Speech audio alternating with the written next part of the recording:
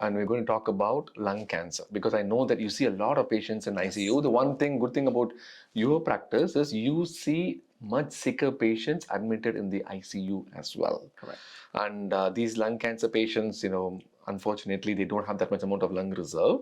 But the one thing I really wanted to hit is there is an increasing incidence of lung cancer at young age, both in India and also here in US. And we all know that smoking is the one of the major risk factors. Let's talk about smoking first, and then we will go about the other risk factors.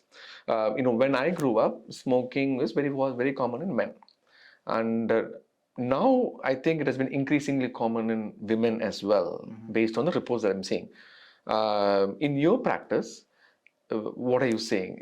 Is the smoking increased, decreased, or are they? So what we call the big tobacco company or the combustible cigarettes, which is the typical in India BDs or the cigarettes or the cigars, right? So Gold filter, gold filter, Camel. Camel. So the number of patients who are using the combustible cigarettes are actually dropping. We see a lot of patients who have become modernized and modernized because they want to keep up with everything that's happening in the world. And one of the things that has taken the world overnight, it's just a stretch of imagination or word, but in the last 10 years is the development of vaping. And so people still do combustible cigarettes, but we do see a lot of women, a lot of young kids, school age kids, they have started vaping and they come to the hospital with multiple lung problems. Wow. And some of them, they pass away at very early age. Oh my God. What age we're talking about? What age? I would say that school age, middle schoolers are what, 13 to 18 years old. They have very, very high usage of vaping.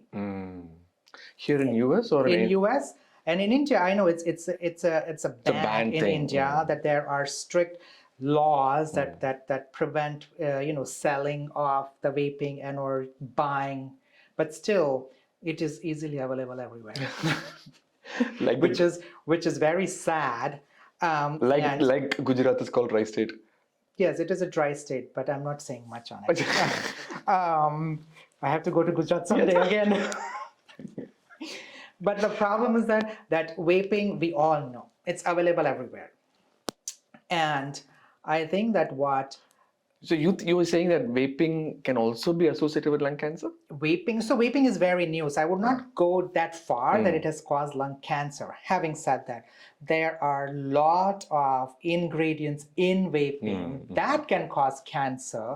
What we do not know is how much exposure to those contents will lead you to have lung cancer. But it has a lot of bad products in there that can cause.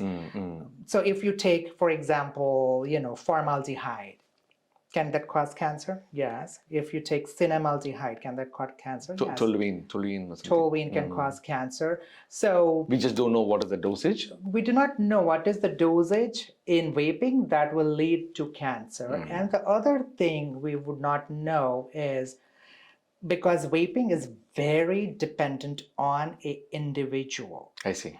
There are some patients who will take one puff and call it a day. There are others who will take 20 puffs a day or 100 puffs a day. So that is number one, how many puffs. I see. The second thing is how aggressively you are pulling it. So if there are some patients, they will suck as much as possible. And I think that the way you make a vapor is by heating the liquid. So nowadays, the vaping gadgets, they are very customizable. And you can change the liquid, you can change the nicotine content, you can change how hot you want it to be, how much you want to suck on it. I see. So it all depends upon an individual preference. So is it safe to say that, okay, no, the higher the end of the spectrum, so let's say more heat, more liquid, more vaping, then the more damage to the lungs. Yes. But I'm going to argue in a different way.